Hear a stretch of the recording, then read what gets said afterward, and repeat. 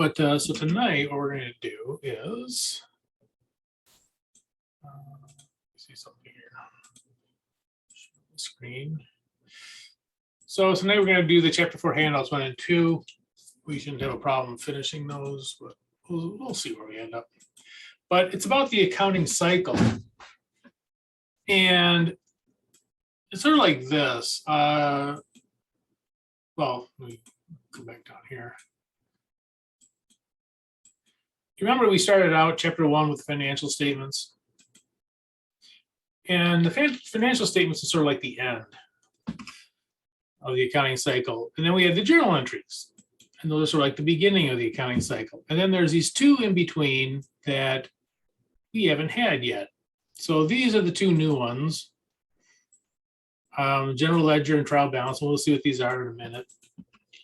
But they kind of connect those two, because at least initially now, it probably seems like journal entries and financial statements are two completely different things. You know, how do they all connect? And so this is what we're going to do today, is kind of see how they all connect.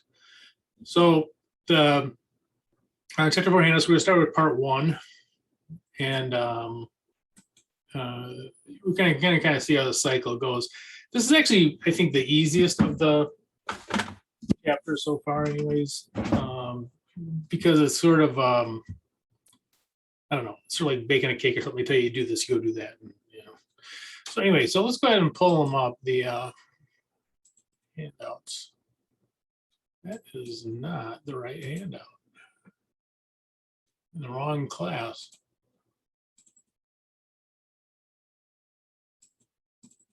Here we go. Ah, there we go. So this is the handout we're going to be starting with. So handout 1, I should probably say part 1. I should say. I'll leave it. Who cares? It's trivial. So handout 1 is we're going to start with, and you'll see there's journal entries. Now, luckily, we don't have to do the journal entries. They're already done for us. So someone graciously came through and did these journal entries for us. So that part, and that's the hard part, the journal entries. And so then there's some things that we haven't seen before, like on second page. That probably looks pretty kooky. Should look kooky. Page 3 is just a big list of stuff, which we'll talk about later. And then finally on page 4, we get back to the financial statements that we're familiar with. And why is it? Is it? Oh, the total. Okay, never mind. Okay. So here's the problem with the journal entries the way they're shown here. Now they recorded the transactions. Okay, so you know these are the transactions. They've been recorded. We can tell what happened.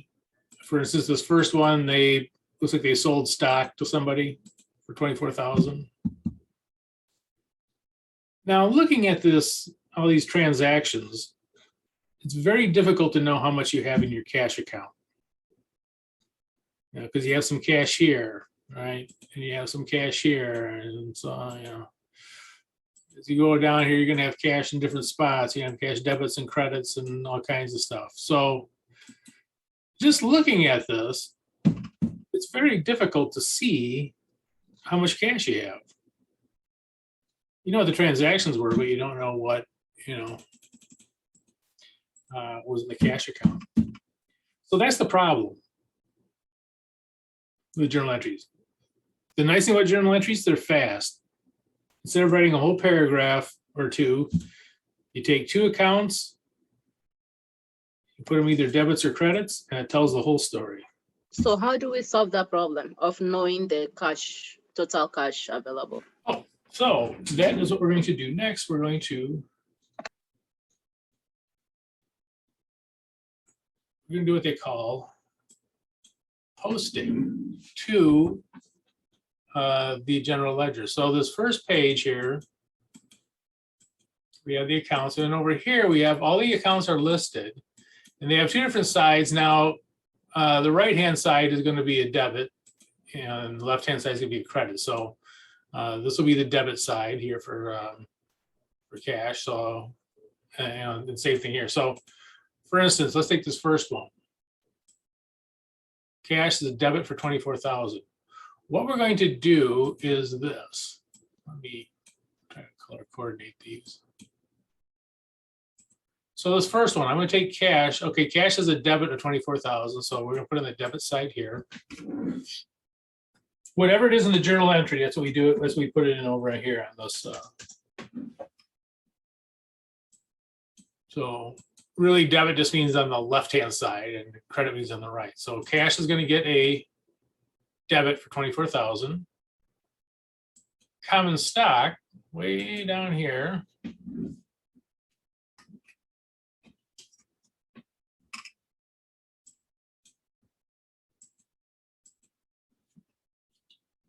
So this first one is done. We've taken this and put it into the accounts. So the general ledger, I gotta get enough room to do this.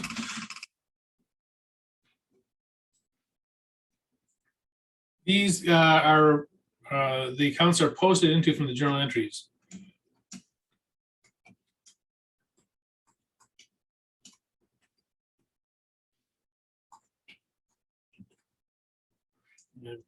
Posted is a new word.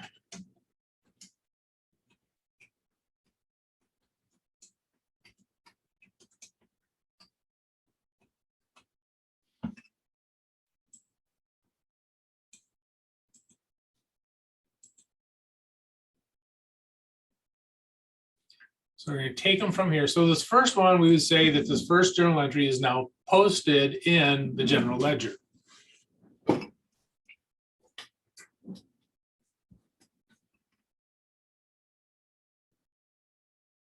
And we're going to go ahead and go through the rest of these and do exactly the same thing. So this next one, this cash and revenue. I don't know what color to make it. Let's make it that color, whatever that is. Okay, so we have 7,200. So the debit, the cash side is so 7,200 in cash on the left-hand side.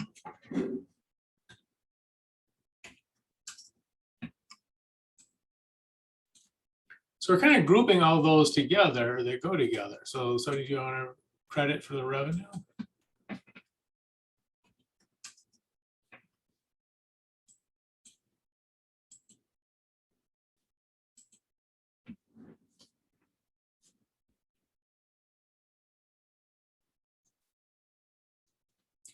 So now the second journal entry is posted in there.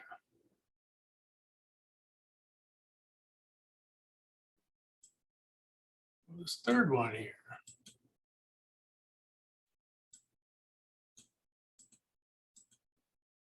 Okay, so cash 360.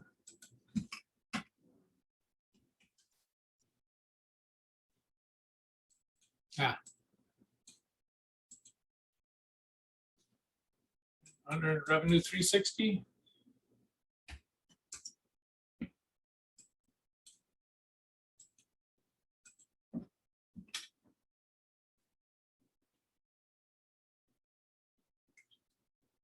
Excuse me.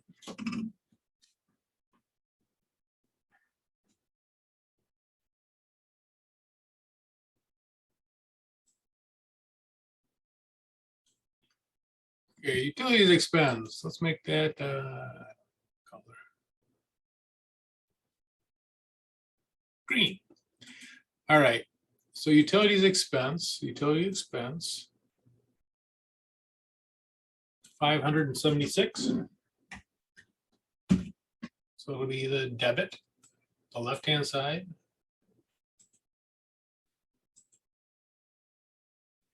Accounts payable will be 576 also.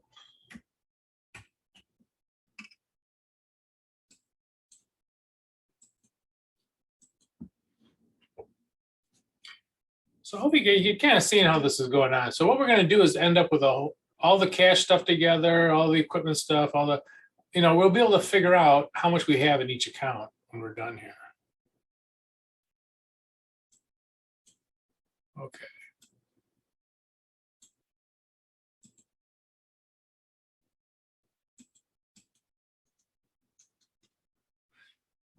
All right, so equipment.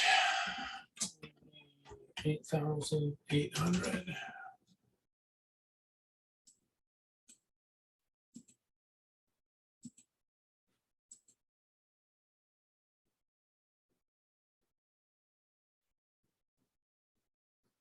Cash has 7,200.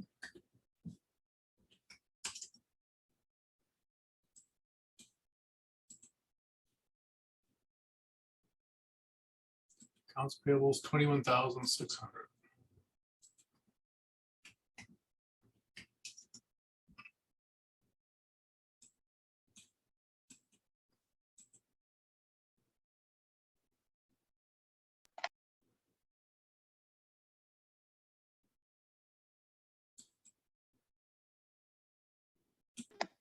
Somebody here, do you have any questions on what we're doing? Yeah, I said that's accounts payable, not revenue. Oh, what did I do? Did something wrong? Ah, very good. Good catch there. Oopsie daisy.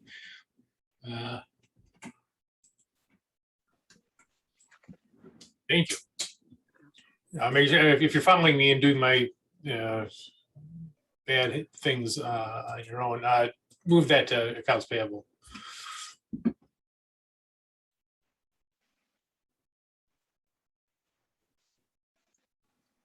Okay.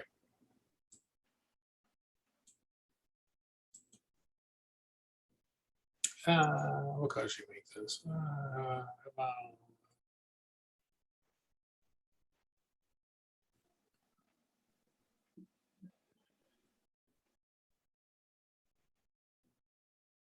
me get that color, I guess. Okay, so accounts payable, looks like they paid off some accounts payable, looks like. So accounts payable, debit of 1,640.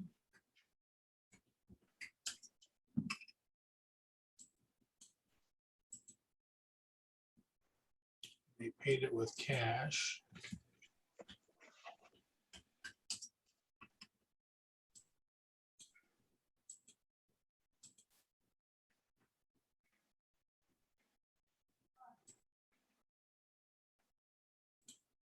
And here we have some new accounts that we haven't seen before, I don't think.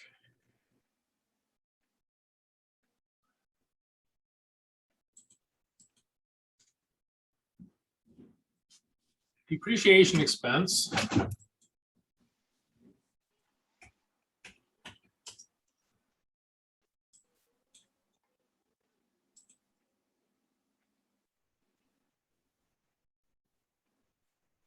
And accumulated depreciation, which we have not had before, I don't think.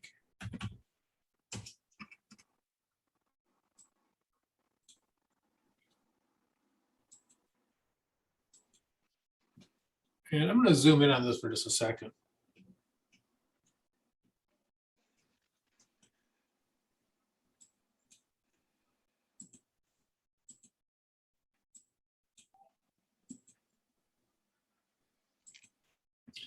These two accounts go together.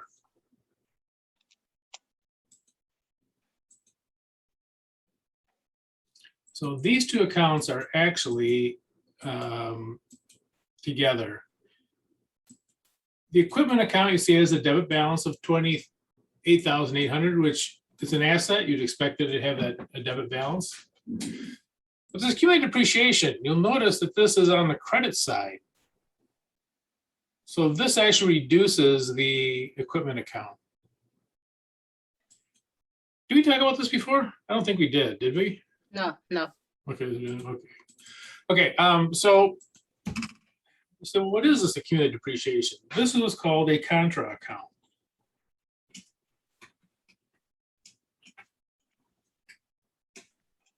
And it's a new term.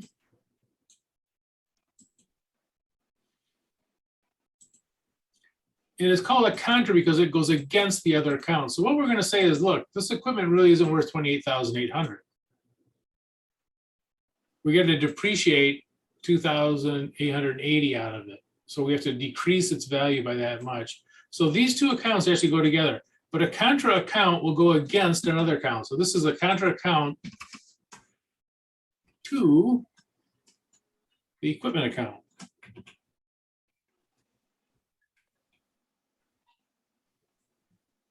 Let me get a different flavor here.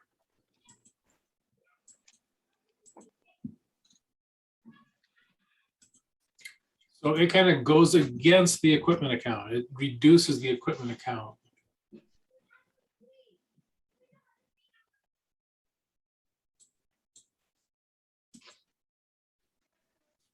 Okay, let's get back to the game.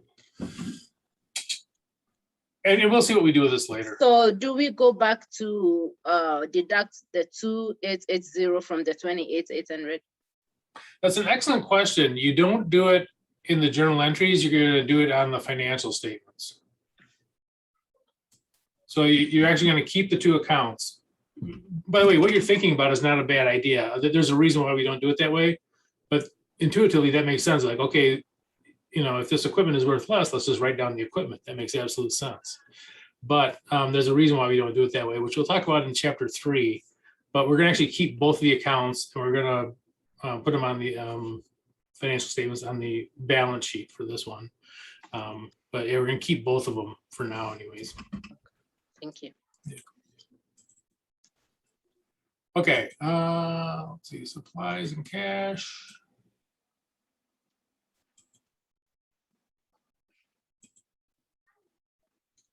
So supplies is 2160.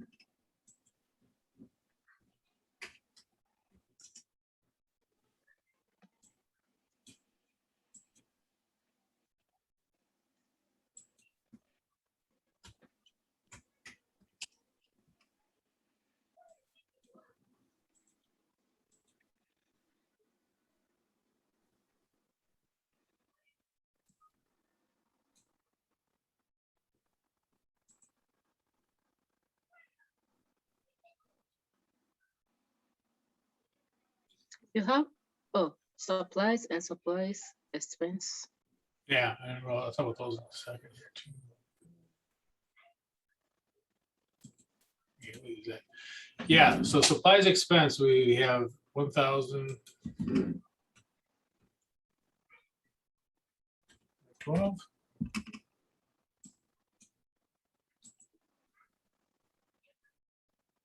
And we have a credit supplies of 1,512.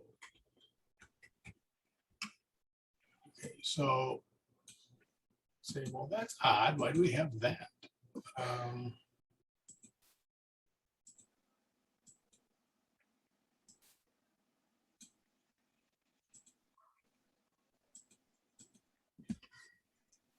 So supplies expense, these are the supplies that are used.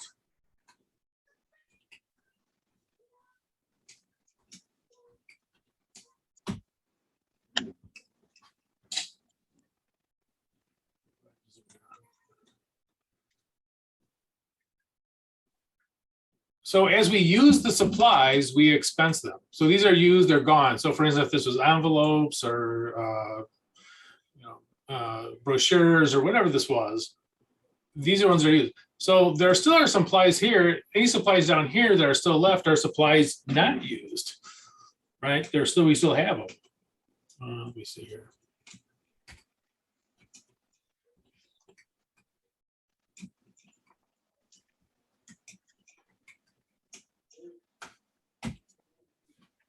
So if the supplies are already used up, they go into supplies expense. If they're not used, they'll remain here, and we'll still have some left over when we do this. Whatever, subtract those two. We'll do that later. But these are the supplies that are used up. So it's not really like cash going out the door, but it's a different asset. Supplies are going out the door. So, it's not like a utility expense where you're going to pay it with cash. Instead, the supplies themselves are going out the door. You have less supplies now. You use those up. And that's going to be the expenses. You kind of lost the supplies. Okay. Let's go down here. Okay.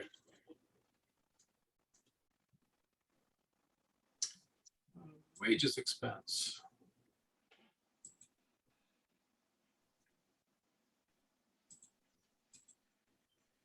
Wages expense 1440. So wages expenses.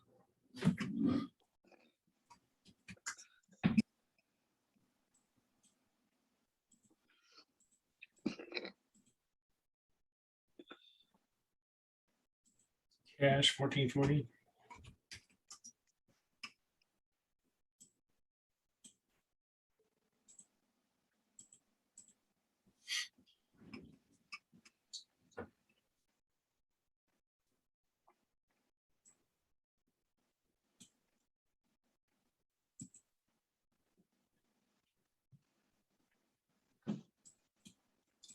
Insurance expense. $864.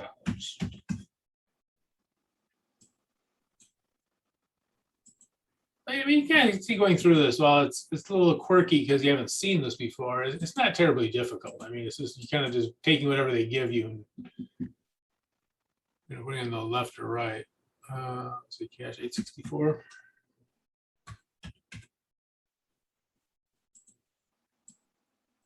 It's not fun, but it's not it's not hard either.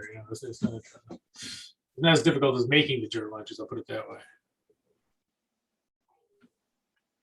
Okay, revenues, cash.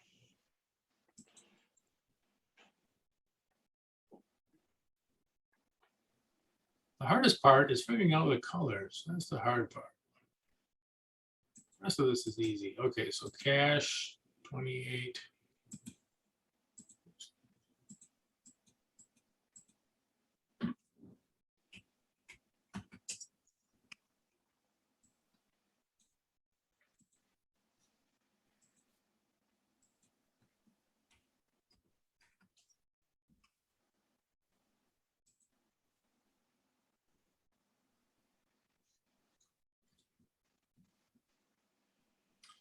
Okay, prepaid rent, we paid rent ahead of time.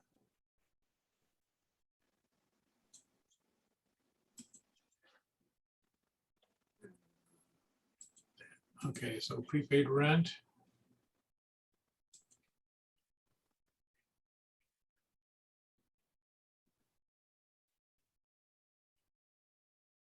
$1,728.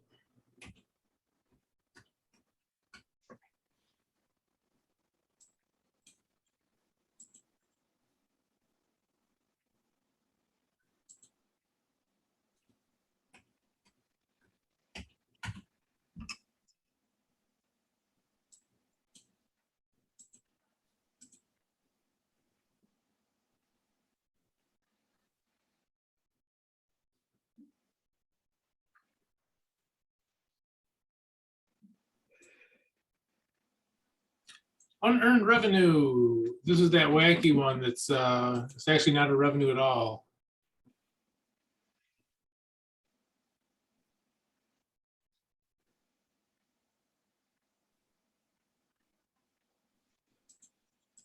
Unearned revenue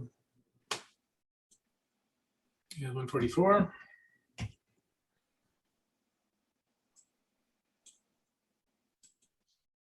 And revenue is 144. So just to kind of show you what happened here. So it's not a revenue, this is a liability.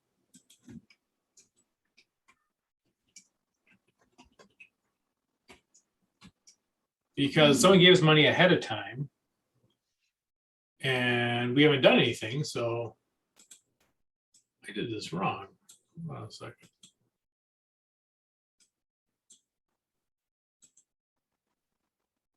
Now I'm making it worse.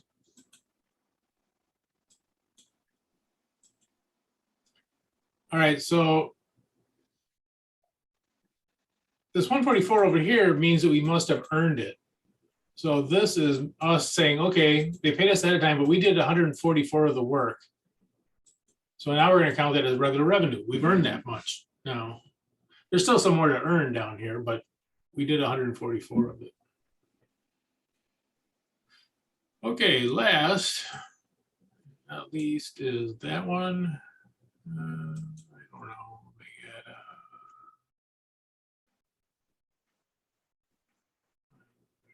How about this?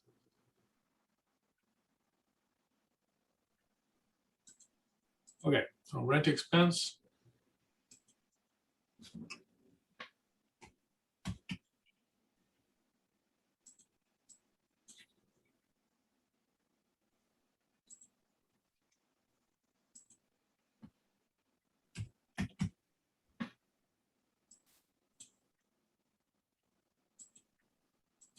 Okay, so down here is the rent. We paid this rent ahead of time. This is NASA.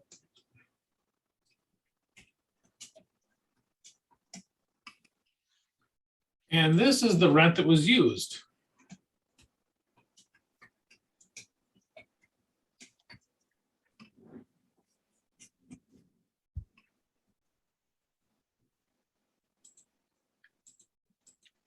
Nothing for return earnings.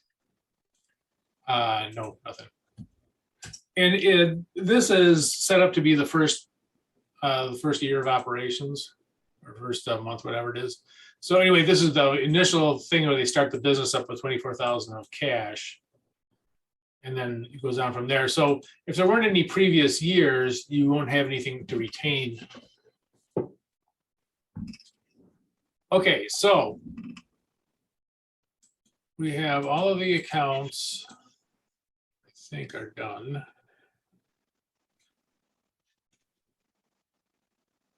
And so again, this is posting. This is what you take a journal entry, which is a very quick shorthand way of writing down a transaction. But now you go, say, well, we need to find out how much is in that account. So then you take those journal entries and you do what they call posting just the numbers into the individual accounts. There'll be a running total of those accounts. By the way, if you're wondering why you got that name ledger, the journals were small and people would have them on their desk and they'd make their journal entries. And then there'd be one giant book sitting on the window ledge because it would be big and everybody would have to go to it to post their thing. So they called it a ledger. A weird name, but that's how it came about, because these places would always have these huge books that would have all the accounts in it. So, you have multiple people who could do the journal entries and then go over and then it all posted into the one big giant ledger book. So the ledger was a big book, and that's kind of what the name comes from. Nowadays it's all electronic, obviously, but the naming, the nomenclature kind of carries over. So anyway, we've taken all the journal entries and we go posting them into the general ledger. Okay, now we can find out how much we have in each account. The first account here is the toughest, because virtually everything in business runs through the cash account at some time. Everything does. You almost have to be creative to find something that doesn't run through it. And you can't see anything that I'm doing except babbling. Sorry. So add everything on cash. So yeah, credits and debits. We're gonna add up the credit side, and then we're gonna add up the we're gonna add up the debit side, then we're gonna add up the credit side, and then we're going to compare these two. And the biggest side wins. So we're gonna subtract. We're gonna get down to one number. Everything in here has to be one number. So first I'm gonna do is add up this side. Let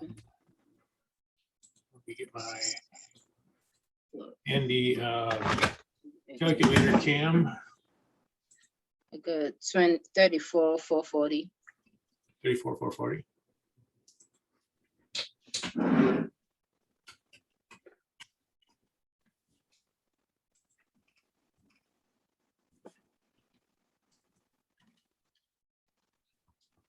Then I have 7,200.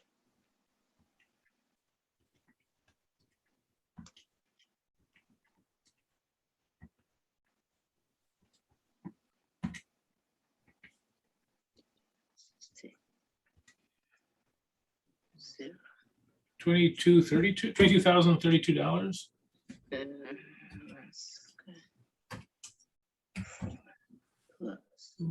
You guys got it or no? Yeah, 22. Yeah, I had the same thing too. Okay, so we got these two different sides. Now we have to get this down to one number. So what we're going to do is subtract, and the biggest side always wins. In other words, whichever one has the most, that's the one that's going to be that side is going to have the total. So 33,440 minus 22,032. $22,032. 12,408. What is it? 12,408. 12,408. 12. 1, 2. Yeah. I put that wrong. And so this is going to be our ending balance. So this is, let me highlight it here somehow.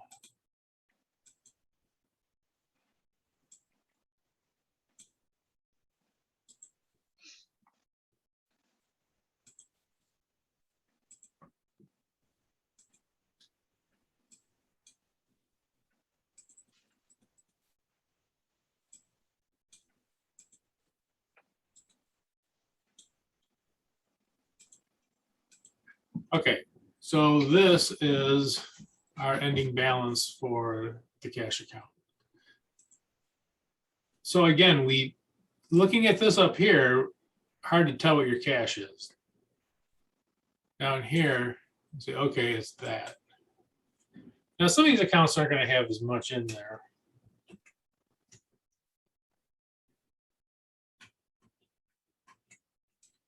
So for instance, oops, utility expense will be that. Equipment will be that. Oops. What is that? What are you doing? Huh? What are you doing now? I'm just circling the amounts, the ending amounts. Oh. Yes, if you only have one entry in it, it's just going to be. Oh, okay. And then the entry is. Okay. Revenue too. We have to add up, right? Yeah.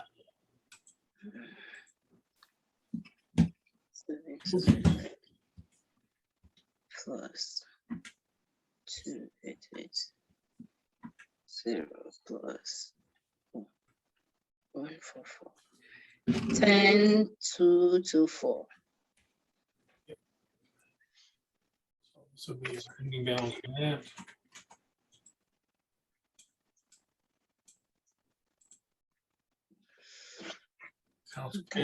Accounts payable, we have 576 plus 21,600, 22,176. 22,176. So we deduct 8 minus 8,640, and we get 13,536.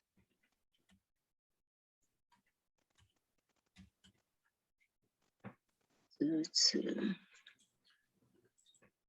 176 minus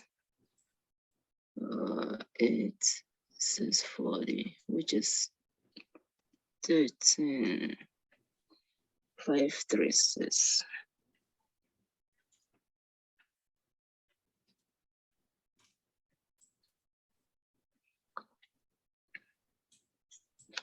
Yeah. Okay, and then supplies, we do 2,160 minus 1,512. We get 648.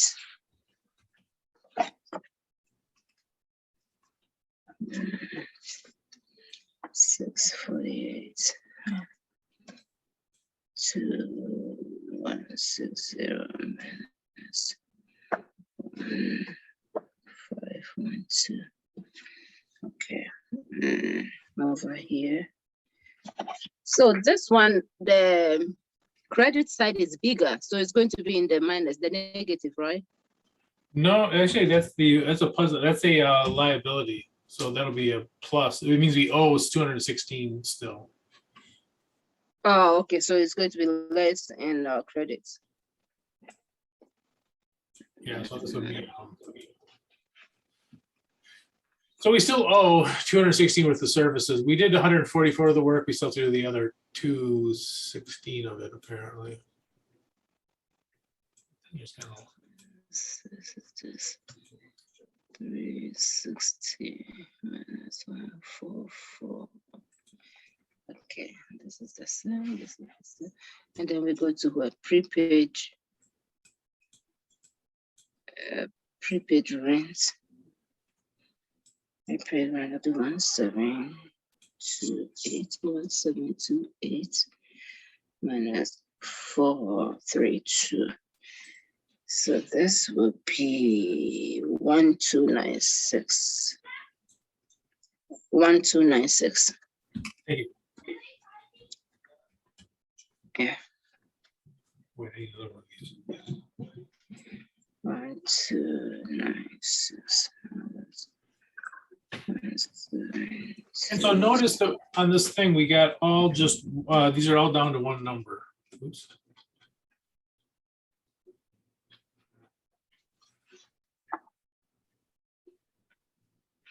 You know, so we know how much we have in the supplies account. How much supplies we have. We know what we still owe under revenue, that we still have work to do for that. We know what we still owe in accounts payable. You know, it's very hard to look at this and know how much you owe in accounts payable. Whereas you kind of plug them into these accounts, you know exactly what is in there.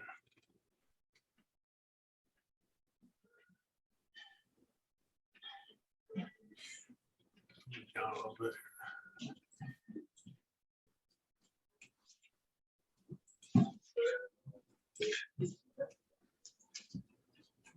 Zoom is not working. Why is that not working? You have to close that window. Hmm? There is this, so you have to take it off. There is this Microsoft Word window that is open.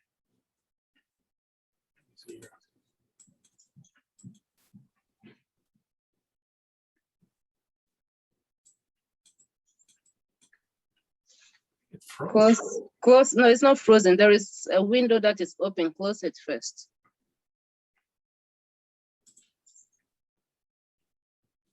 Can you still see something? Not here. When you share your screen, is there. You have to close it on your screen share.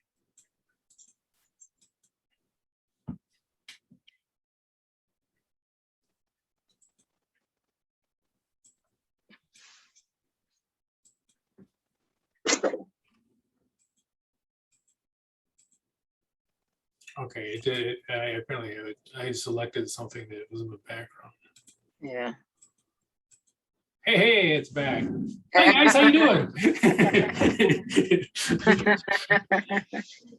You know what though? I should probably save this just to make sure I don't do something stupid. Okay, so now we know that each of these accounts is, has one balance in it. So here's what we're going to do next. The next thing we want to do is make sure that our credits equal our debits. And so that's going to take us to the next thing is the trial balance. I got to do a little spacing here.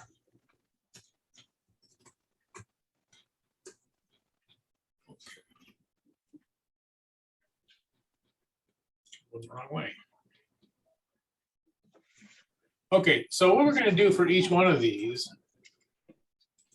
is taking it over and putting it into the trial balance. Oh, so all debits go to debits, all credit go to credit.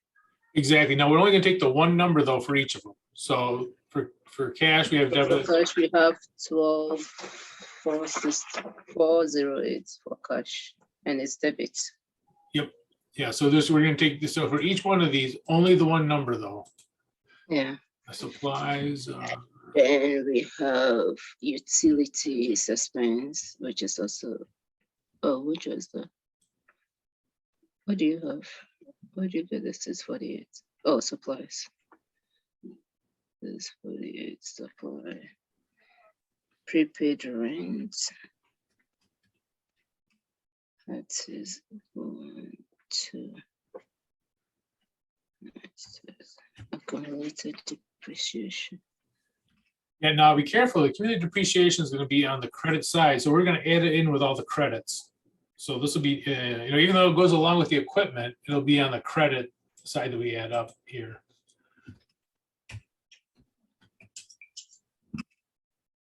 All we're doing on this one is just adding up the debits and credits. So let's. Okay, accounts payable is 536.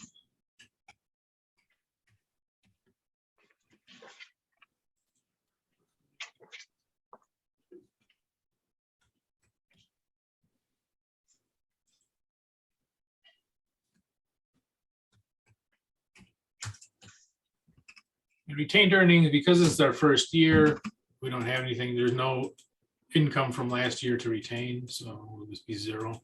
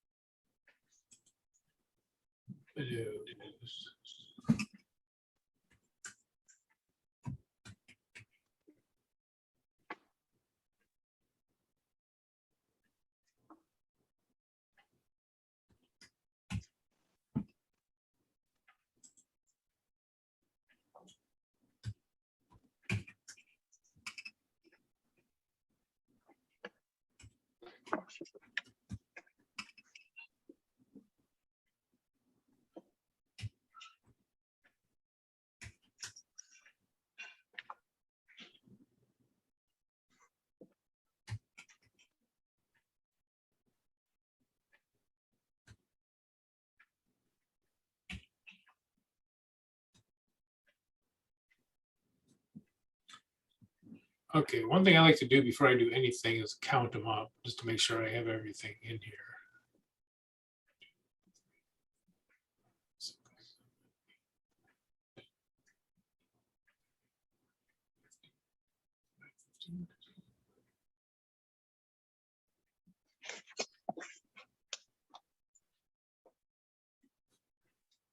Okay, so it's 5.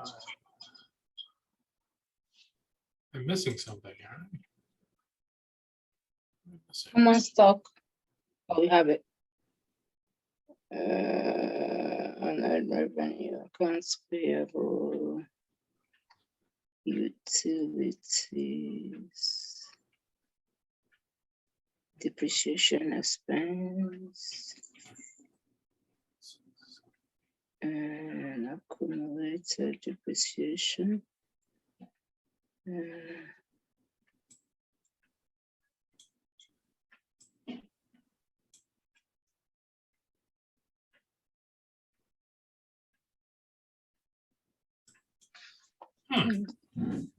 The count doesn't come out right.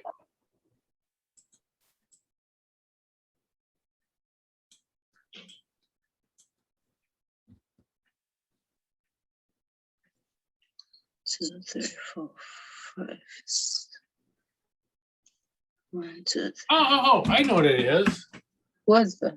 I didn't circle equipment. Forgot to do this. So I was looking for the red circle. It's not there. There it is. I'm sorry. There. Oh, good now. Okay, so now we got to add up both sides. Okay.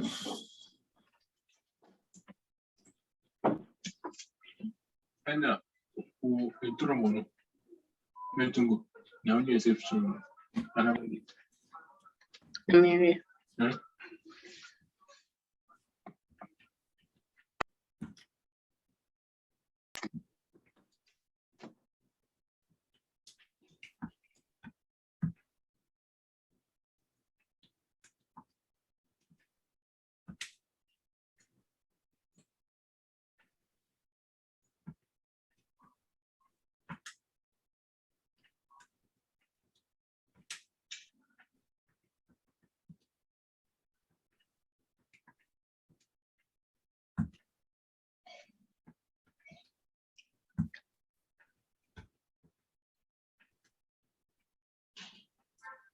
50,856.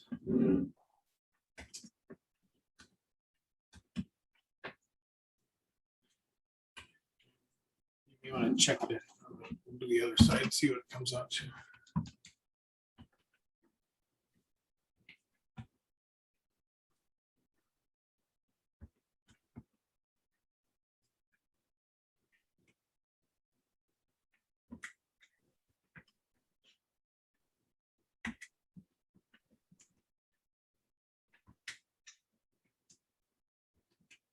Yeah, 50,856. Yep. it is. yeah. Mhm. Okay, now this total down here, this is just the debits and credits. There is no real significance to it other than that. You're not going to find this on any of the financial statements, these numbers, because they're all over the place. Some are revenues, they're. So this is just adding up purely the debits and credits because we know these two sides have to equal. And if they don't, there's a problem.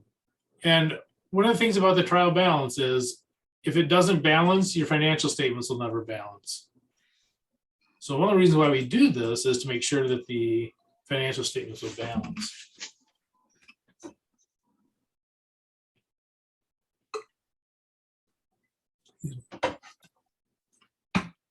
Okay, one of the things that's a little bit fun is there anyone who did not get it to balance?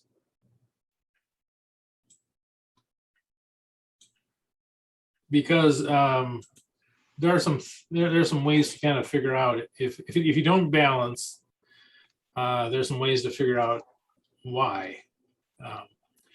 For example, let me go back to the no, not that. Go back to the nasty messages here. Okay, so I'm going back to it. So, for example, if I come down here to the end and the difference is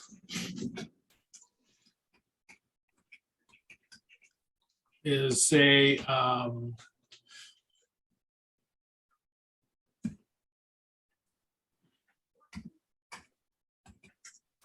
2,880, where's probably the problem going to be? Depreciation expense or accumulated depreciation. Good. Yeah. You can say, okay, well, if it's off by that much, it's probably going to be one of these two, right? I mean, these are the only two that are that. So you can go back and check and make sure that you have those two. Okay. So if you come up with it, if you come up to, you're going to see what the differences between those two, if they're off. Okay. How about this? Let's say that the difference was, that's not gonna work. Let me think. There's no good number to do this with.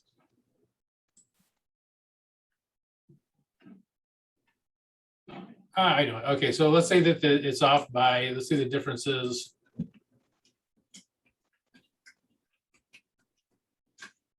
20,000.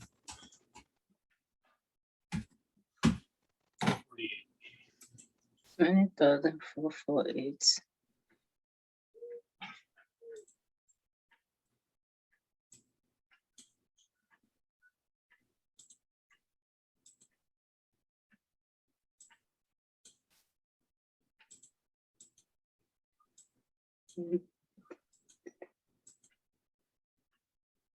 There may be around equipment or something. Or common stock. Actually, what I gave you is an error of putting it in the wrong column. So actually, this is the revenue account might be off. Because notice, if I put this 1024, if I put this accidentally, if I go like this side is going to be 10,224 Oh, high, and this side will be 20. Can't remember. 10, 2024 less. Exactly. This one's going to be 10,224 too high. So if you go with some number you're not sure, you don't see anything in there for that number. If you divide this by 2, sometimes it'll tell you, okay, you probably have a debit where a credit or credit where a debit should be. Okay. And that is if you put it on the wrong side. Let me put it back on the right, the correct side. the rest of Okay. it. Okay. So anytime you divide it by 2, it gives you a number which is in the ledger. Yep. And I'm going to show you one more thing, and then we'll drop it. If you enter a number, if you transpose numbers, there's a way that you can find that, or it'll indicate you possibly have a transposed number. So for instance, let's say that I put in enter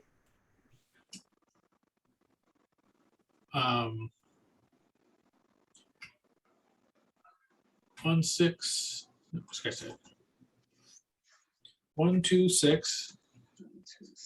instead of 216.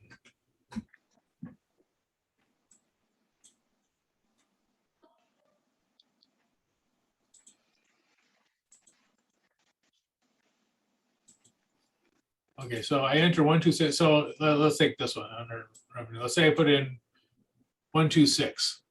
So I transpose the first 2 numbers. Okay. Common error, by the way. A lot of times it happens.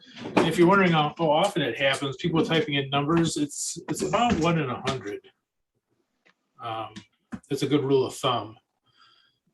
So someone entering 126 instead of 216, okay, I'll have that. Well, what would the difference be? 90. 90? Yeah.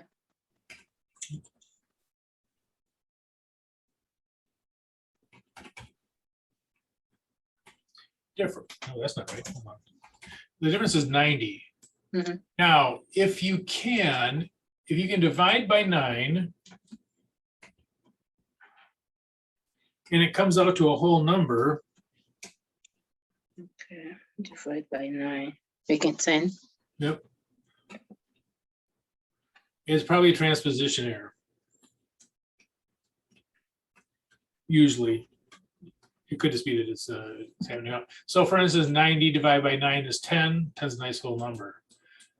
So if you can divide it by 9, it comes out to be a whole number. It's probably a transposition error. And again, one of the reasons why we look at that is that it's a common thing to have happen. Putting in a whole row of numbers to get one of these switched around is not that difficult to do. So if it's divided by 9, it comes out to be a whole number, and you can use that with virtually anything. If you have whatever it is, 16 instead of 61. Difference is what, 45? Divided by 9 equals 5, right? 45 divided by 9. Yeah, 5. Yeah, so you do. So transposition are very common, and finding them again. If you get the difference, divide by 9, and if you do get a difference, okay, then it's most likely, not 100% sure. It could be just randomly something else, but most likely as a transposition error, you go, okay, I got to look up and see where I can find transposition errors. I entered a number incorrectly somewhere here. Okay. So there's a few things you can do if they do come up different.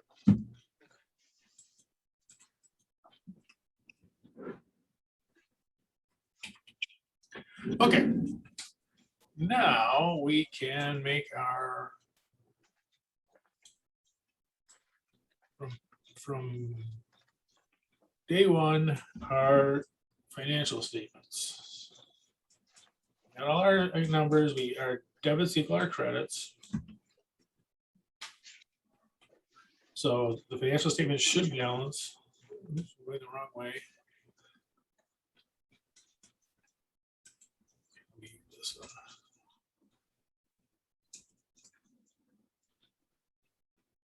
Okay. So now I'm going to be lazy. Yeah. And I'm going to teach you guys how to be lazy too. Say, don't ever say I didn't teach you anything. You got to be lazy. Okay, I'm going to move that over there. Okay, so we're going to do our financial statement. So we have revenue. I'm just going to copy and paste that. Revenue is 10,224.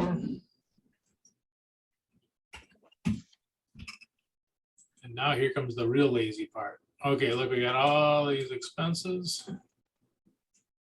Copy those. Got all these. Copy those. Now I'm going to go ahead and go through and put these in as negatives because just so I remind myself that they are being subtracted. You don't have to do this, but I mean, as long as you get the correct net income. So these are all stuff going out, money going out. And so what's left over to be our net income. And now we need to go to our calculator cam.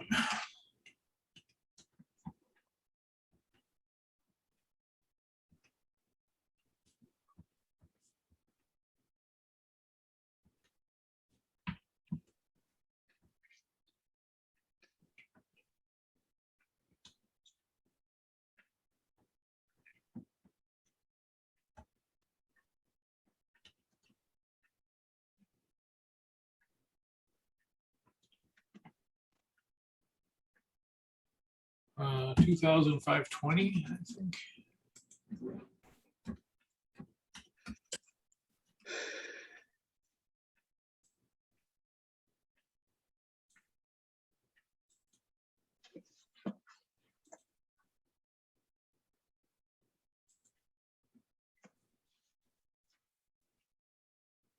So if you don't put these minuses in, that's fine, but make sure you subtract them because they are expenses, they're money going out. So this is money coming in, this is money going out.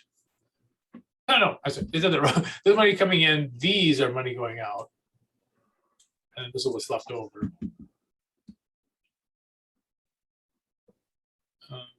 Did you guys get that or no?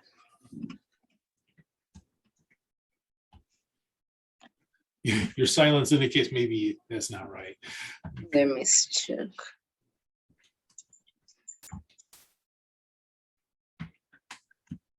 Five, 7, 6.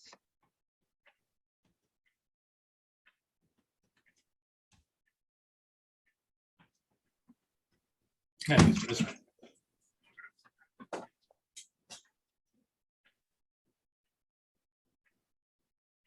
Okay, so we've taken care of all these.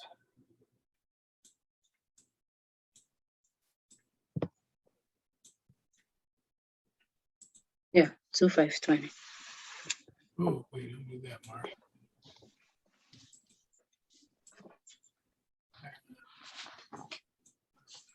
Okay, so is our net income. Statement retained earnings would be a little bit easier in that we don't have any beginning retained earnings.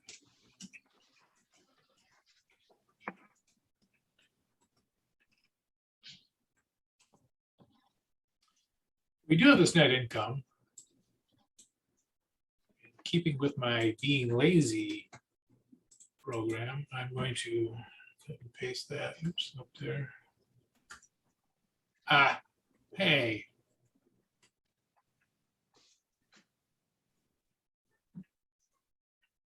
Gotta make adjustments to my Be Lazy program. All right, so.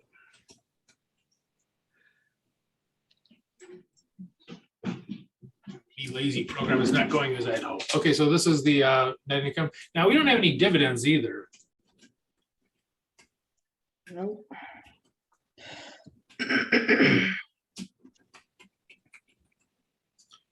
This will look kind of silly, but we don't have any of those. If we did, we'd subtract them out, but we don't have any. So our ending retained earnings.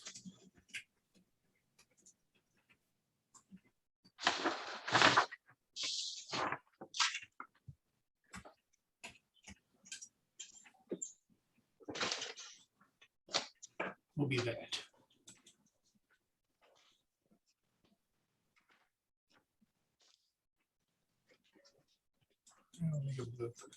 And by the way, just so you know, income and earnings are the same thing.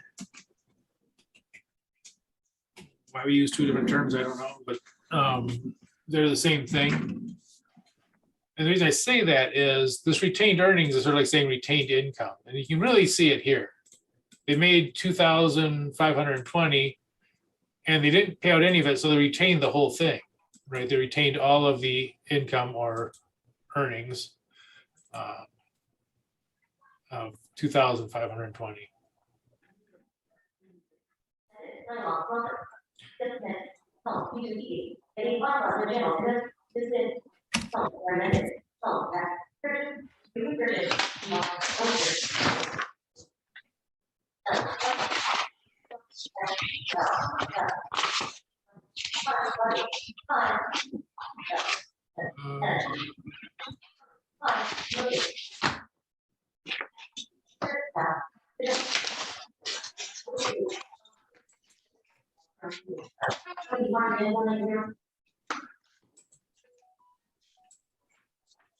Okay. All right. So, but by the way, I think earnings and income are exactly the same thing. I mean, I was making a point about that.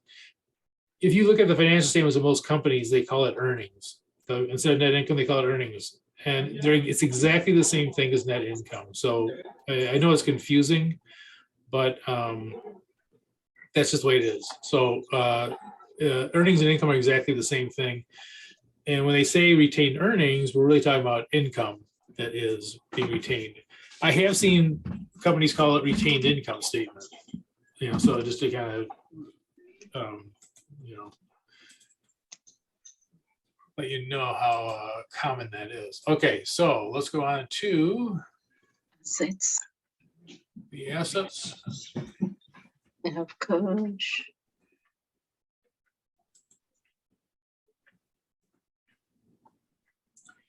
And here is the tricky one, the accumulated depreciation.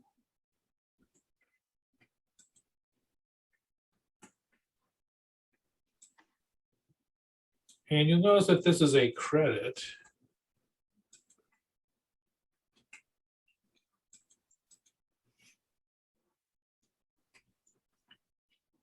And it will be minus from.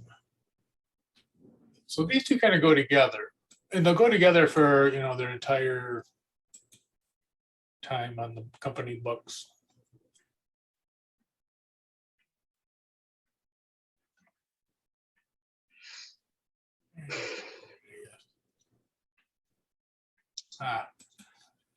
Okay, so these two go together. Now, again, we're going to subtract it out because we're saying, look, it's really not worth 28,800. This is a contra account.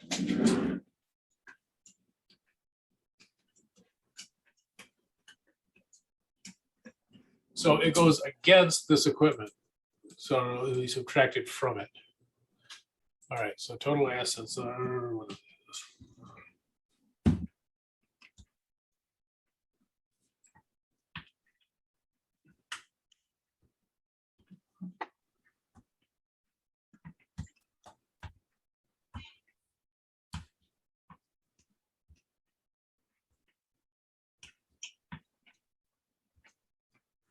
$40,272.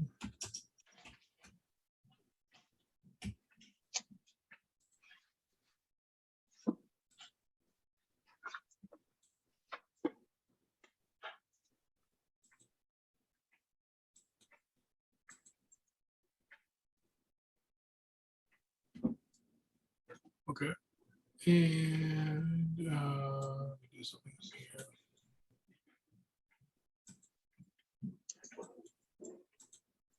Our liabilities will be these two.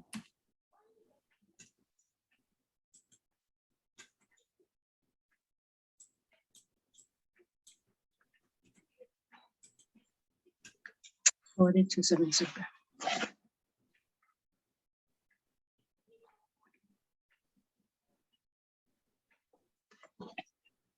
Liability 13536. plus 216, 13,752.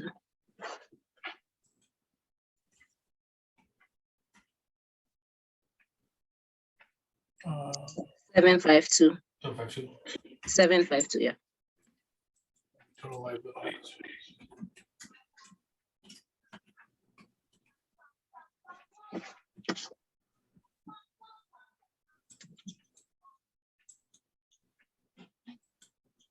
Here we have common stock, retained earnings. I should say ending retained earnings, actually.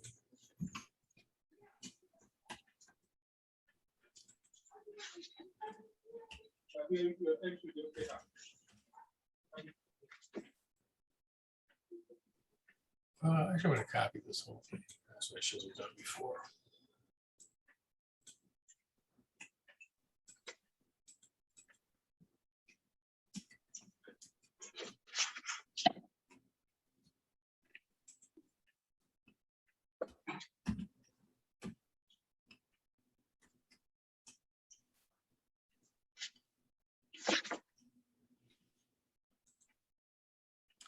And again, just let me do something here. Insert.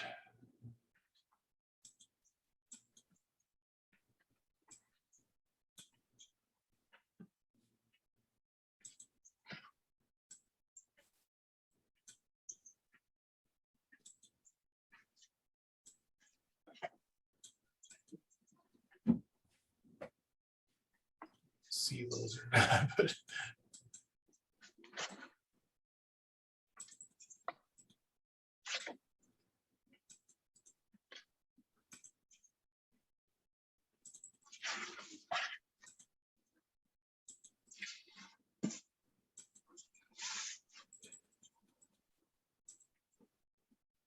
okay, so retained earnings, same one's coming down here. So this should be hopefully those come out to be the same. And total liabilities, which is 13,752 plus total equity, which is 26,520. Yep.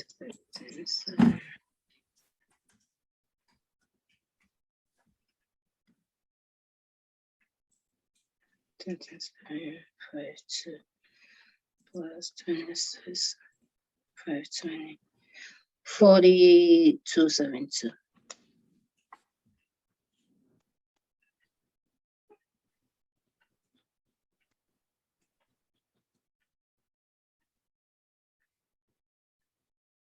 And so that's the entire cycle.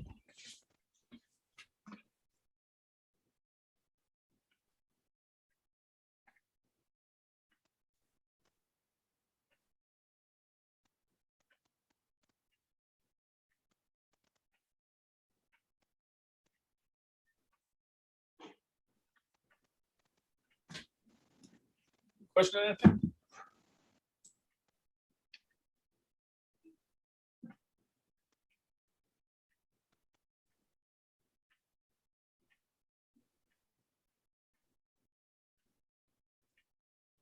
So that, we've taken all the way from, these journal entries. This is like the starting point. Journal entries, found the balances, made sure that we had everything that was equal to credits. And we made the financial statements out of those journal entries.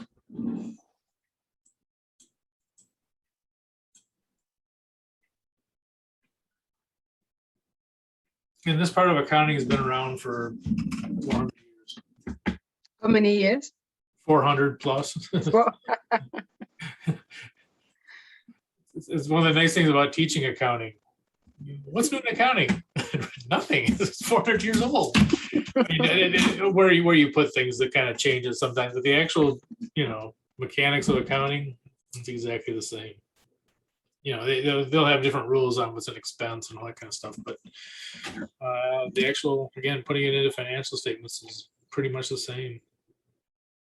If you look back at, the financial statements they had from 400 years ago, they're not that different than what we see today. The only thing they would usually put the statement of retained earnings. This whole section would usually be put in the equity section. You know, they just have two financial statements, the income statement and the balance sheet. And then this would be included in the balance sheet. But other than that, they look exactly the same. Okay, well, we have another one of these to do. And I'll come back and do it, but I think what I'll also do instead, maybe, let me take a look here.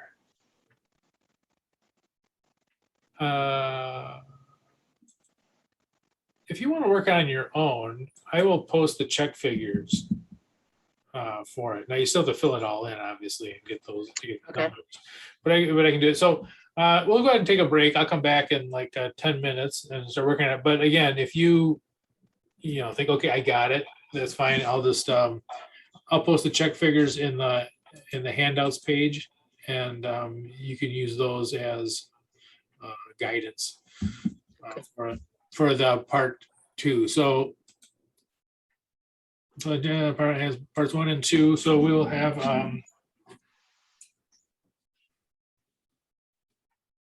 change this a little bit, and I'll put a turn in, place a turn in these two.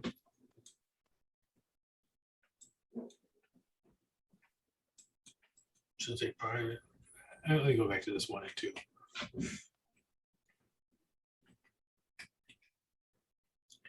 Okay, so this will get turned in.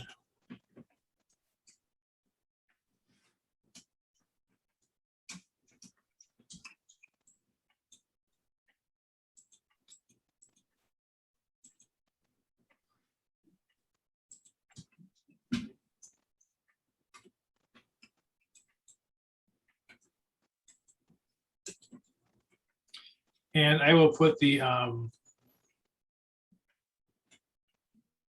check figures will be posted.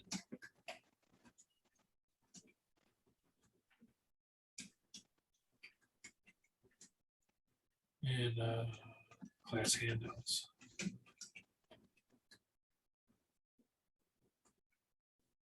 And so, and that way too, if if you're off by something, it'll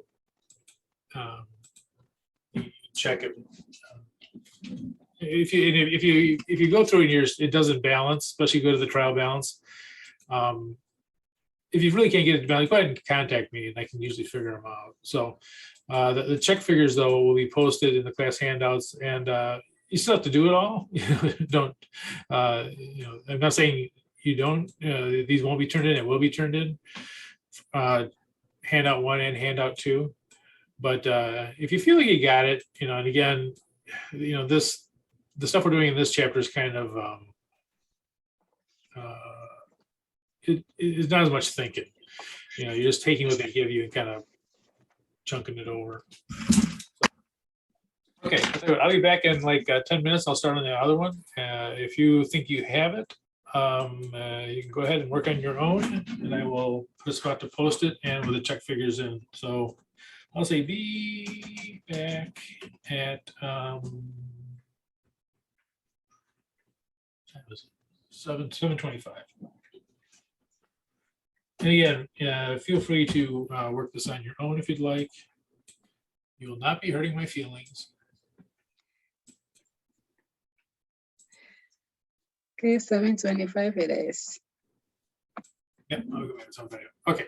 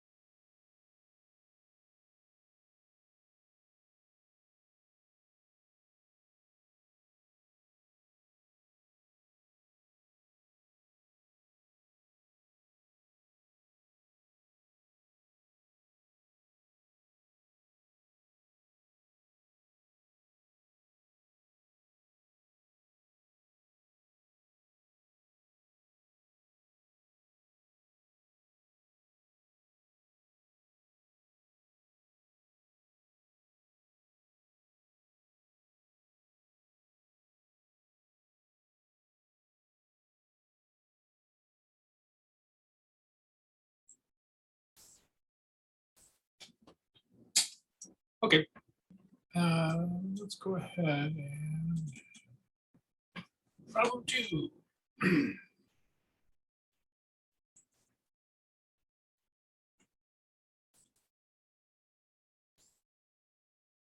Oh, it's a little bigger than me.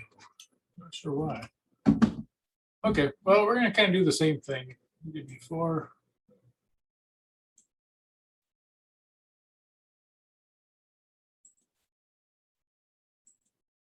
The right one? Yeah.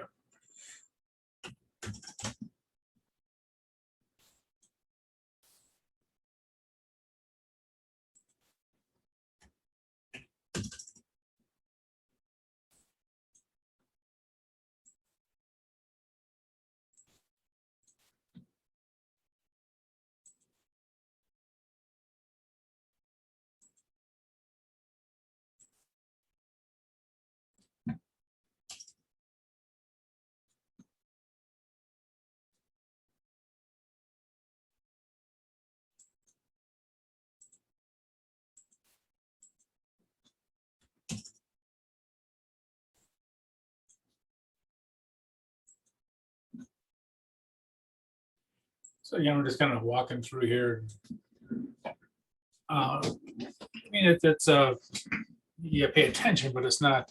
We're not really. It's not as difficult as making the journal entries. Making journal entries is hard.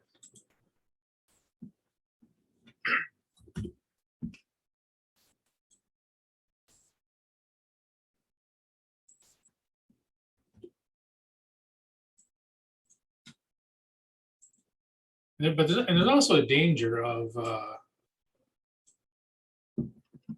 because it is easier, your mind wanders a little bit.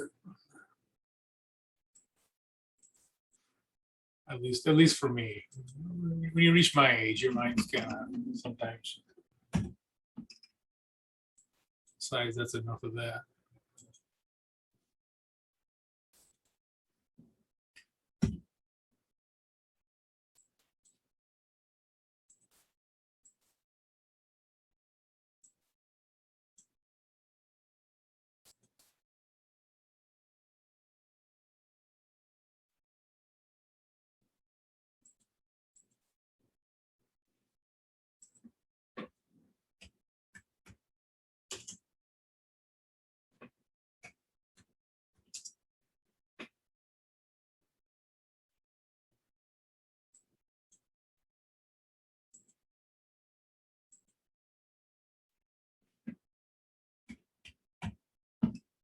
Professor, Yeah.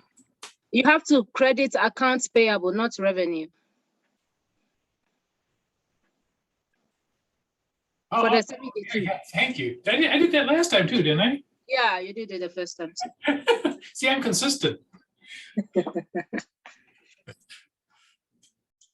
My brother bought a music store, and they had this bookkeeper that came in that would put in all of the sales, all the sales for the whole month or whatever backwards. Oh. And so I was talking to the accountant, and he said, "Yeah, well, but I know it's backwards, so I just reverse it." Shouldn't you tell her to, no, but why? She does it consistently the same. It's Yeah. 9, 3. okay. So I got I still got to finish this. So 20, 938, 20. Accounts payable again, 2812.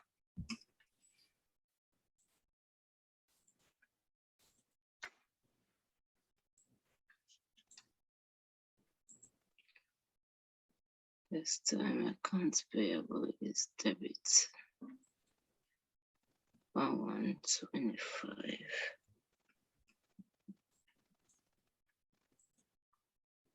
And cash is credit.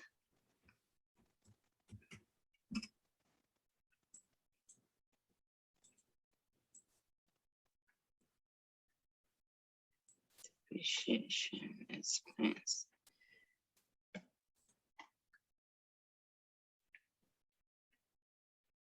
Depreciation expense, debit.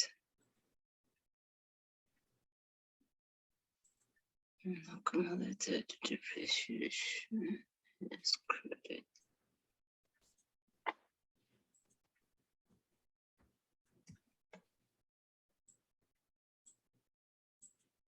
Supplies. Supplies and supplies.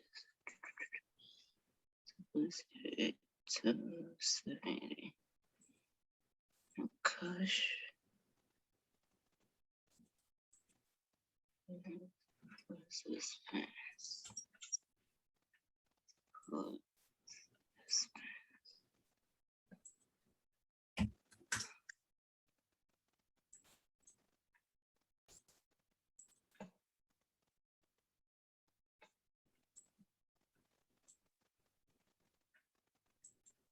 expense. Which is expense.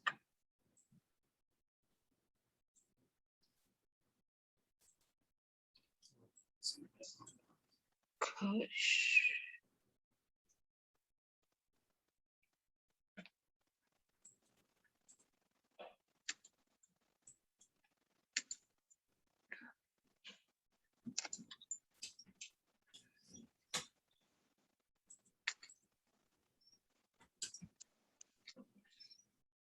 Insurance expense.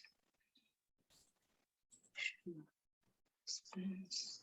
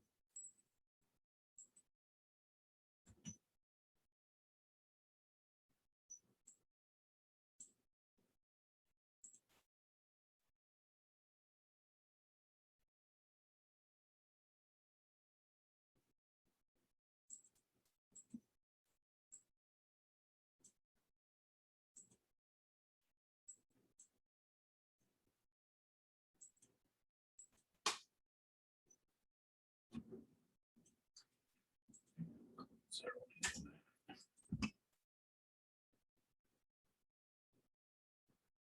I think they're all done.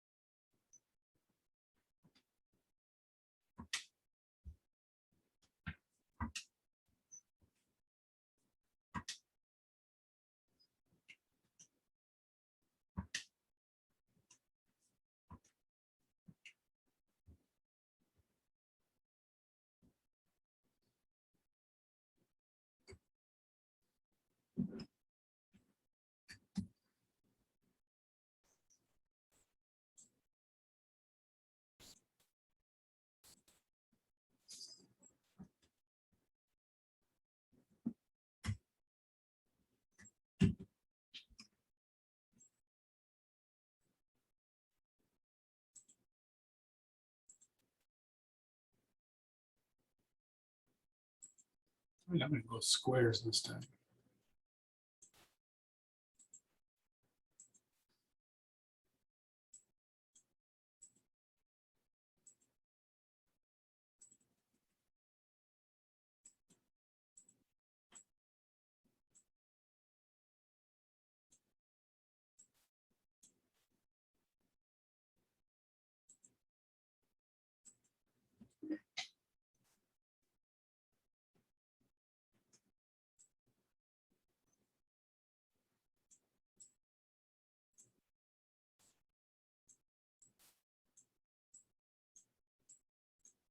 Oh, come on, you.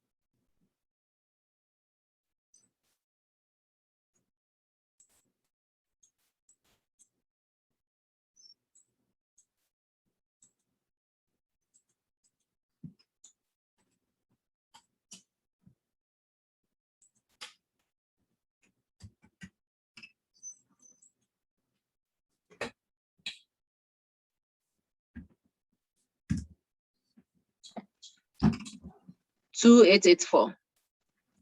What is it? 2884. Cool.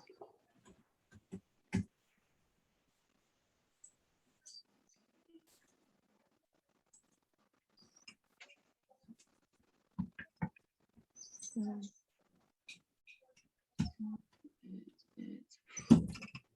759.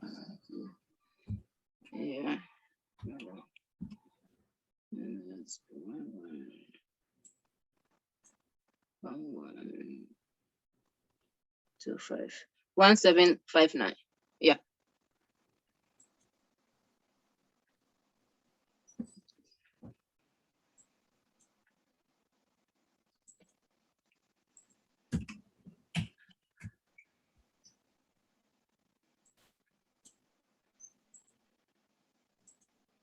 $270 minus 203.67. Okay. 270 minus 203.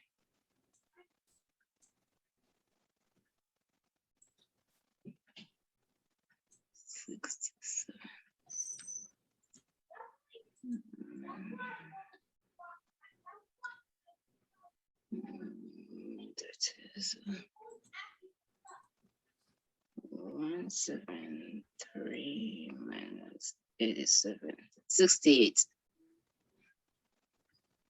86, right? 86, yeah.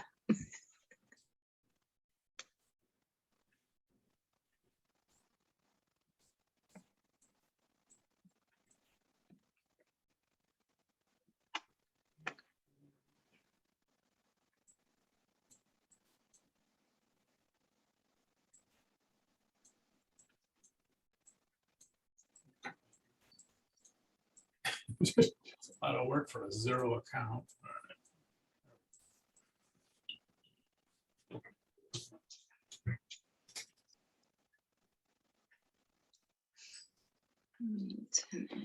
Let's still 0.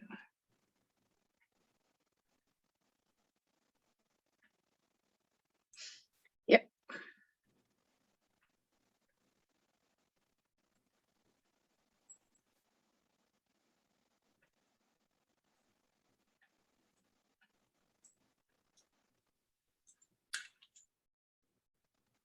I think those are. That's everything.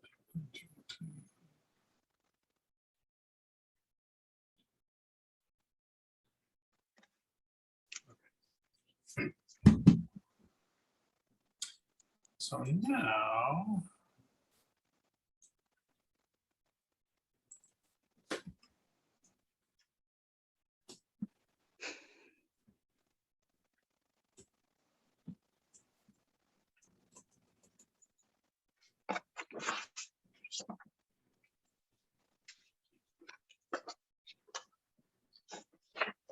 So all the journal entries are posted. So now we have to put these into the trial balance.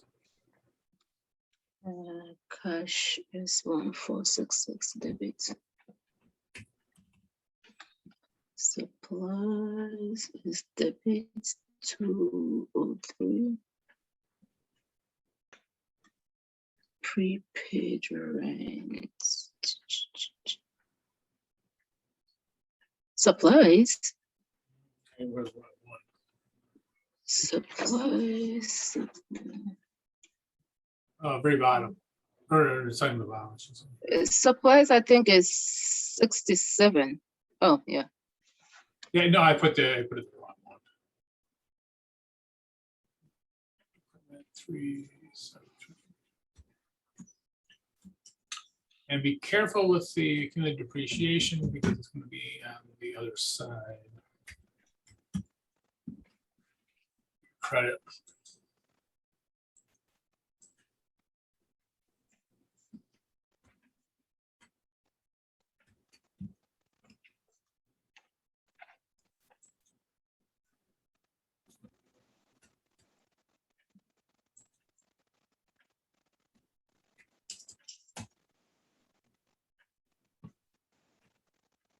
Oops.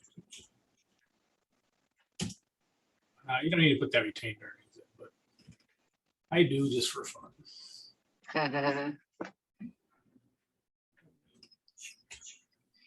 1, 2, 3, 3.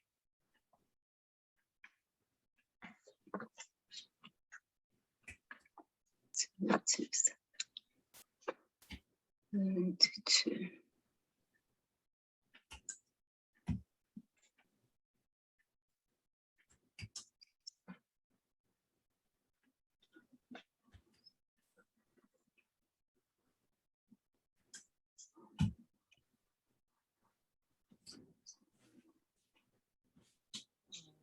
Count.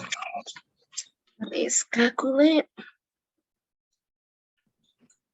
90 plus 37.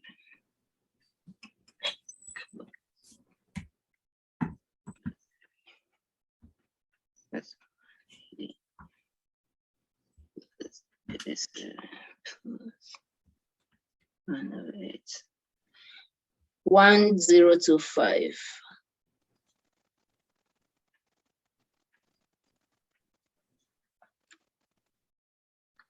10.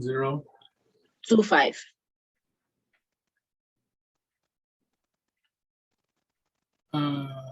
seems low. You think so? 10,000, 25? No, that can't be that. Oh, no, I left out the top one. Hold on, 3,750 plus 86 plus 67 plus 1,466 6,394. Something different. 6,394. Right there. Hmm.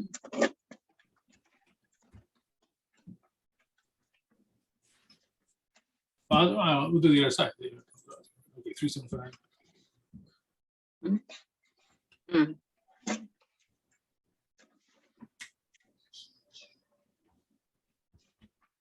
Mhm.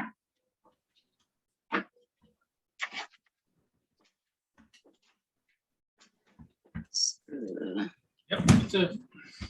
375 plus 1759 plus 27. Again, this is really just to make sure the debits. 1, 2, 3, 3. 6,394.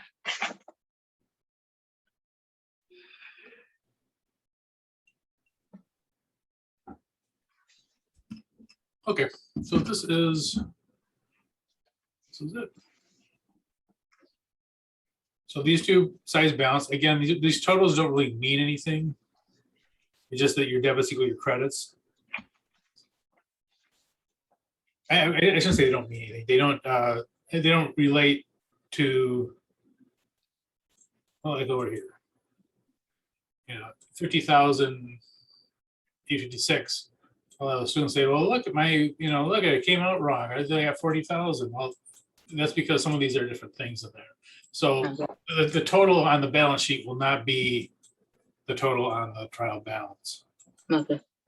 So, but these debits have to equal the credits or else it won't balance. So, move this up. Same screen. Okay. And okay. Don't forget that laziness I taught you guys. Revenue.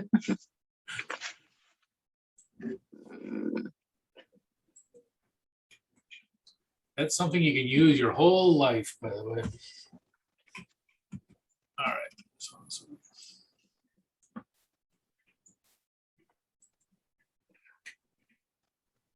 Oh, I do want to, I'll do it in a second here. Talk about something on the trial balance over here.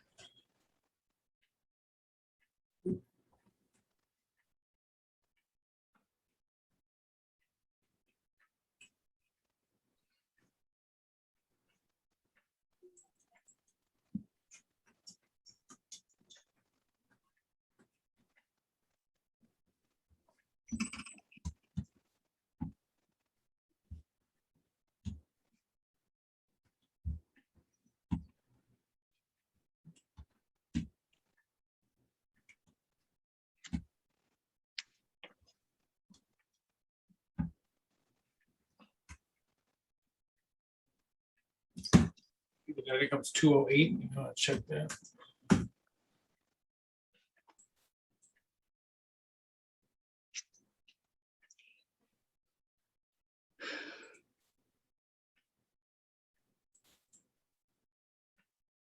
Let's make it green. Oh, not that.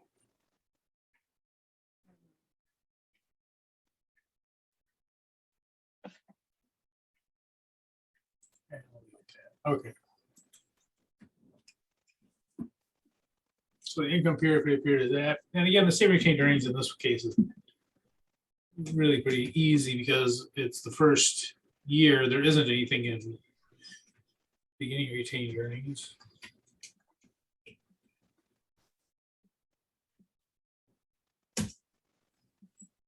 We're going to add in the net income.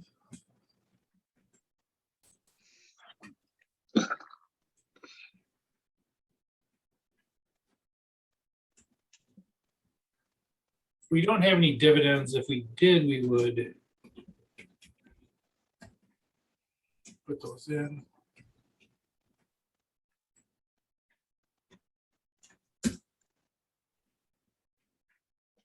So really, we could just say, okay, ending retained earnings.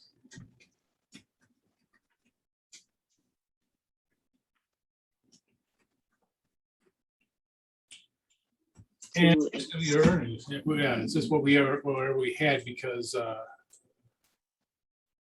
it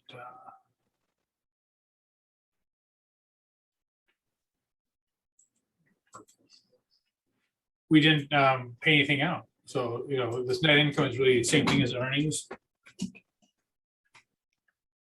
Not spelled like that. On top of being lazy, I'm teaching you guys how to spell things. So I'm getting like a double dose of learning. All right, so the ending retained earnings would just be the 208. We earned $208 during the year and we didn't pay anything out, so we kept it all within the company.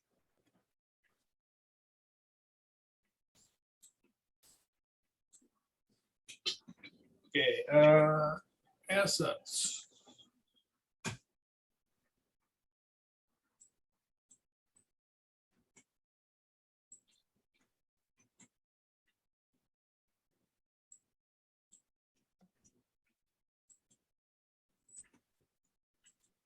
And remember that this 375, you'll notice that it is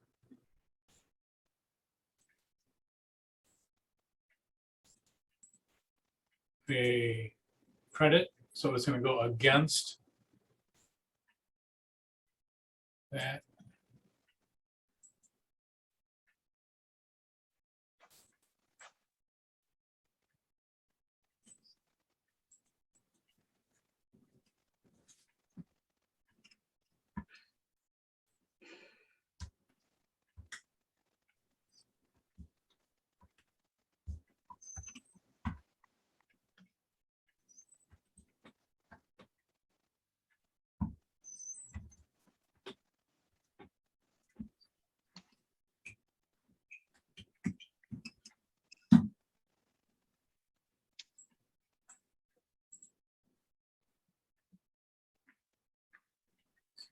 Liability.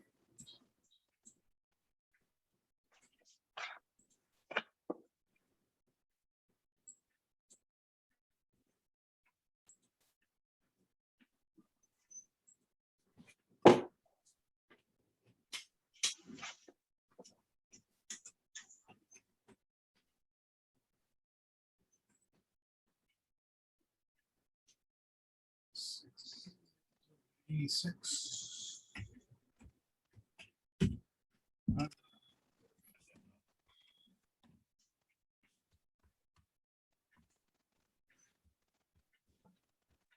Yeah, okay.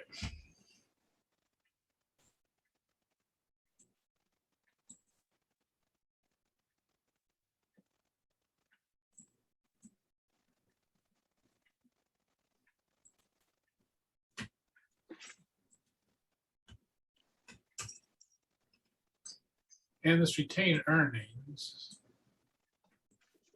the ending retained earnings, I should say. Come down fast. 208. So sort of like 328.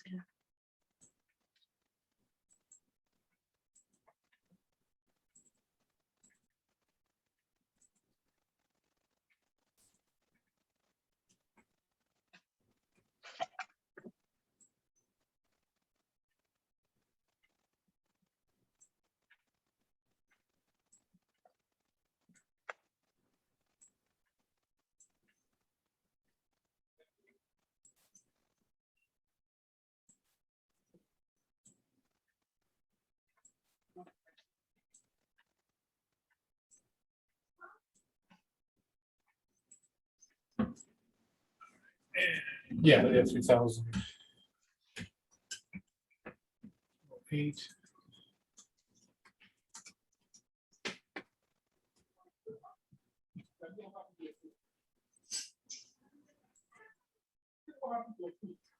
Hopefully it comes up with that.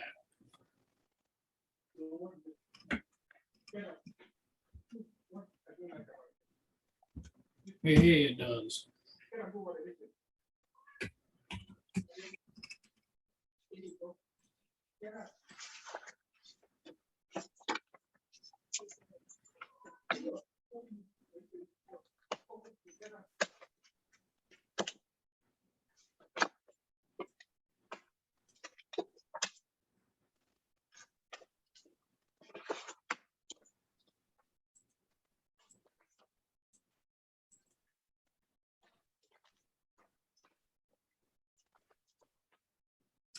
So that's it. So we took it right from the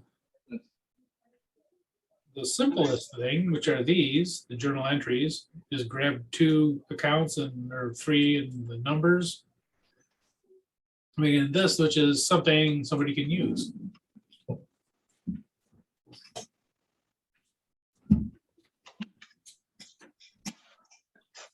So here's what I want to talk about. So first of all, when you talk about financial, these different things here, the journal entries and journal ledger and all this, the public really only sees this last one. This is the only thing that usually the public sees.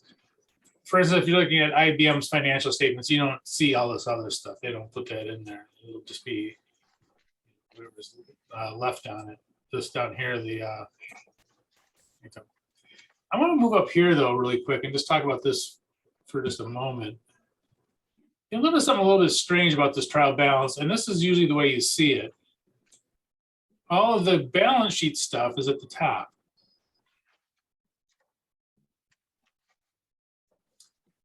And all the income statement stuff is at the bottom, and you may wonder why that is. And give me 1 second here.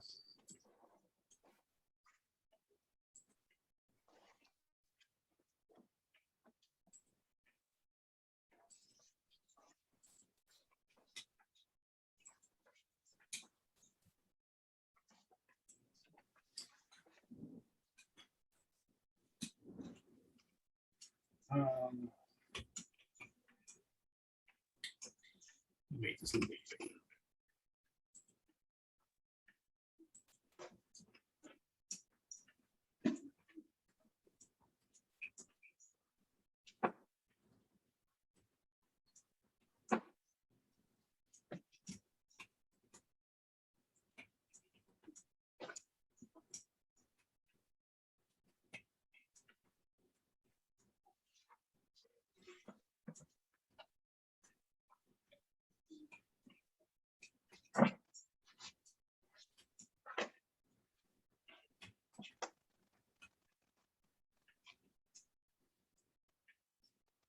Will be reset to 0 amount. Yeah. So for example,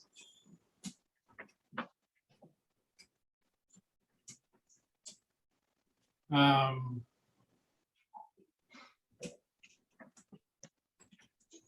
the end of say 2021,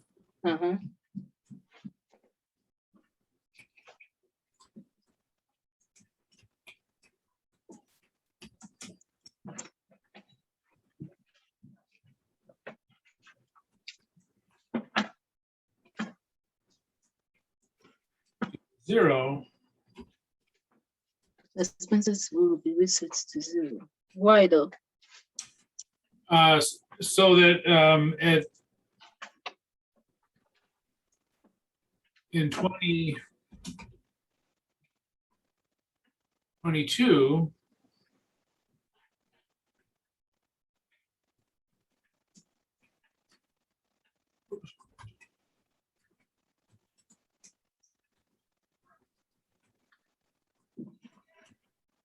revenue expenses will start again. No, it's not useful.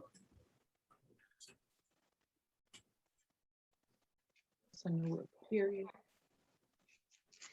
Does it mean they don't carry forward the revenues and the expenses? Exactly. Yeah. So for instance, let's say that this was 2021. Is there any reason for that? Yeah, because they want to know for each year, how much did they actually make? What was- Oh, okay. Yeah, so for instance, they'll say, okay, in year 2021, this is our, this is the income we had, blah, blah, blah.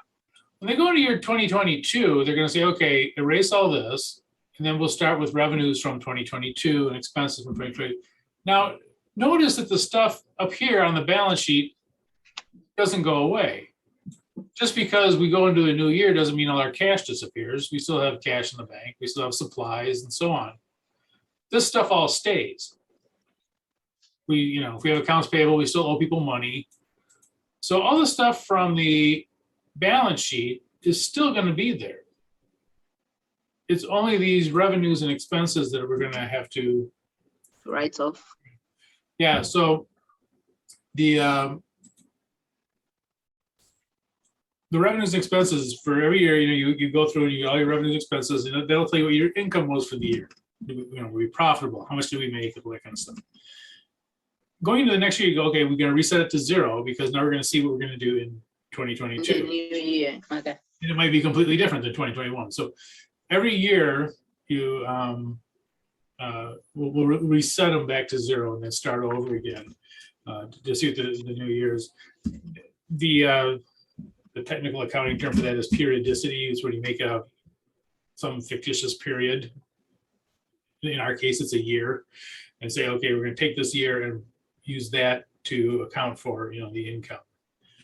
You say, well, the company might last for 80 years. Yeah, but we're going to say in this year, how much did they make? So it's basically a way to not, I shouldn't say control, to get it to evaluate how they're doing from year to year. So are they more profitable than last year, less profitable, or whatever? So each year they'll reset to 0. And that's for everything. There's same thing. Let's take an example that everybody your taxes. Your tax for what you make. How much money did you make this year? That's what you get taxed on. The next year it's okay. How much you made for last? It's completely new. So same thing with business. You're going to reset them. Any questions on that? Okay. Well, that's probably enough fun for tonight, isn't it? Yeah, it is. And then don't forget the exams are due tomorrow. Now that just means that it won't be. But you can still turn them in late. So if you don't think like these deadlines are set in stone and you can't turn it in after, you can. It just won't be in your grade until you do. So, for instance, your grade today that you have now is only for chapter 1. Why? Because chapter 1 is the only one that has been due yet. If you haven't turned in stuff for chapter 1, you still can turn it in. Just look at full credit for it. But I can't put anything in there until you turn it in. So, any question on that? All right. Thank you. Yes. All right. Well, have a good evening, and I will talk to you in a week's All time. right, thank you. All right. Thank you. Yes, sir. Good night. Good evening, everyone.